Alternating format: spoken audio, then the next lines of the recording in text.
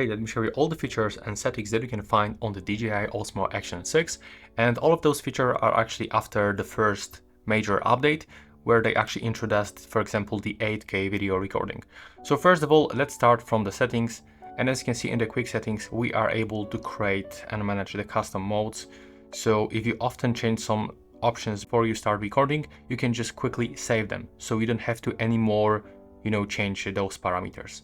So this is the first option, and you can create the multiple presets, and also we can delete them by clicking here.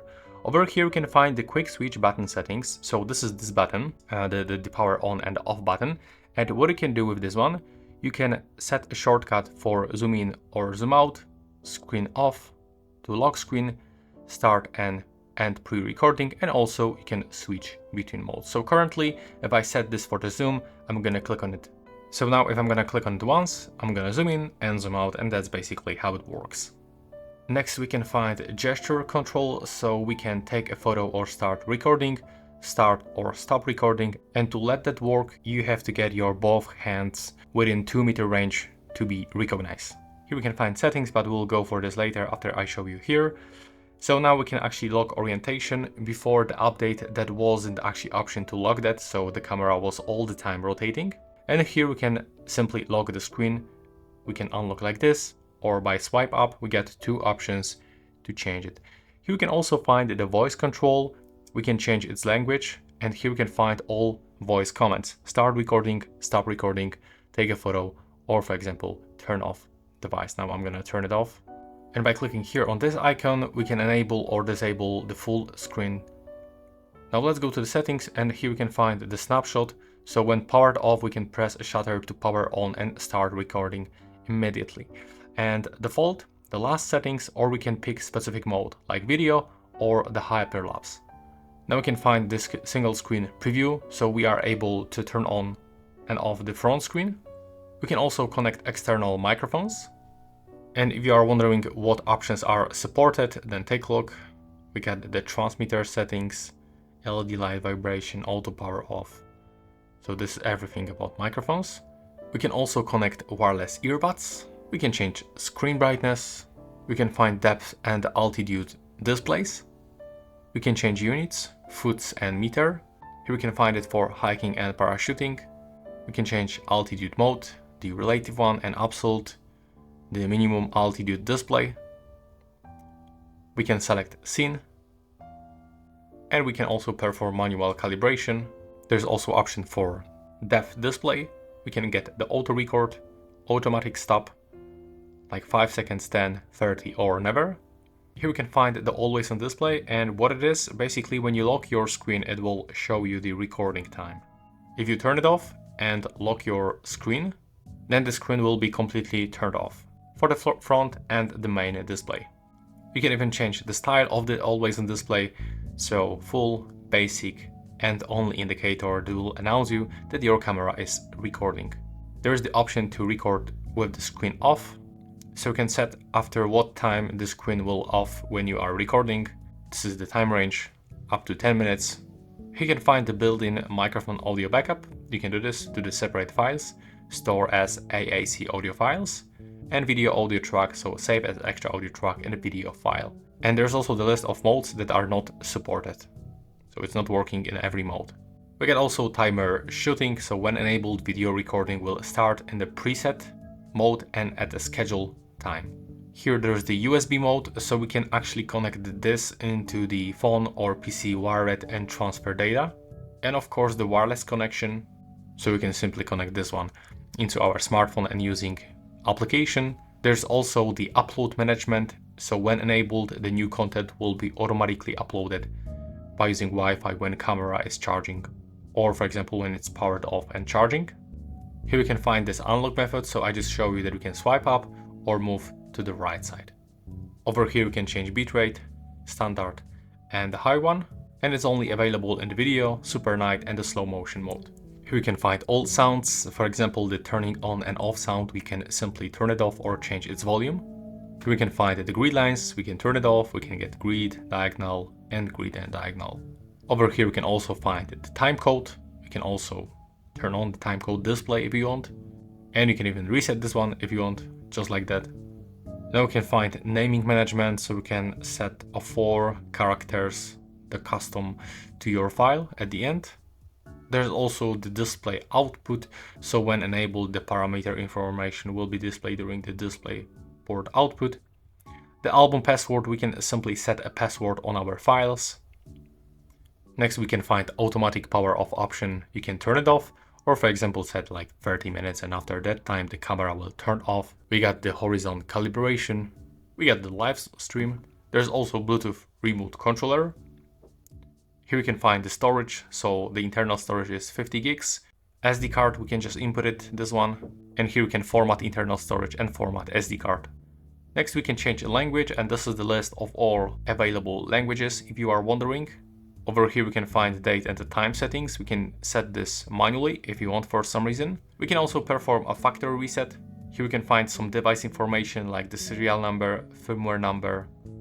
We can even find the quick start guide. So now when we take a look on the preview, we can find battery indicator in the right upper corner. In the right bottom corner, when you click over here, you are also able to zoom in or zoom out by clicking 2 times. And by clicking here on this, we can change some options. We can find some kind of the Pro mode. So here we can enable this one. So we can change the quality priority. We can add the film tone. So basically we can apply some filters and strength of the filter. There's like few of them. To turn them off, you have to select the first one.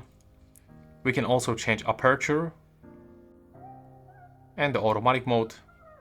We can find stabilization scenario, so sport, daily, you can set this. Here we can find the image adjustment, so we can change noise reduction if you want. Or we can change texture, we can reset both parameters. And this is how it actually looks for the 4K video recording. And here we can find all available resolution from Full HD to different aspect ratio, even up to 8K and 16:9. The 4K you can record in a 4:3 or 16:9. And the FPS, let's start from the Full HD, for example, from 24 into 240. And a 4K up to 120, 24 frames per second, and the 4K 4:3 the same, and the 8K we can only record up to 30 frames per second from 24. So I'll set up 4K and 60 frames per second. In the right upper corner we can also turn on this stabilization, we can turn it off, we can get Rocksteady or Rocksteady Plus, horizontal balancing, horizon steady. Let's get for the Rocksteady. And here some additional options with a description for each one. So basically you can set the field of view, and by clicking here we can even change these video modes for pre-recording. So pre-recording duration up to 5 minutes.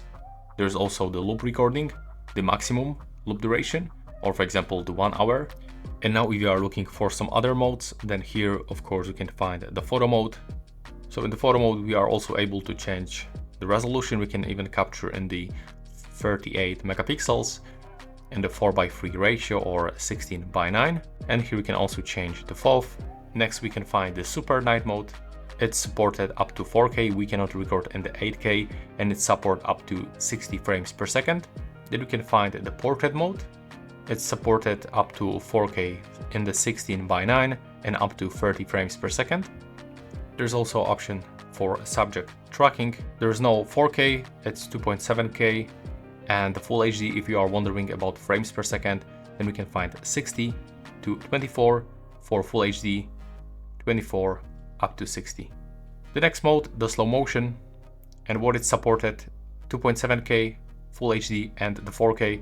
In the 4K we can record 120 frames per second, and the Full HD we are able to record 240 frames per second.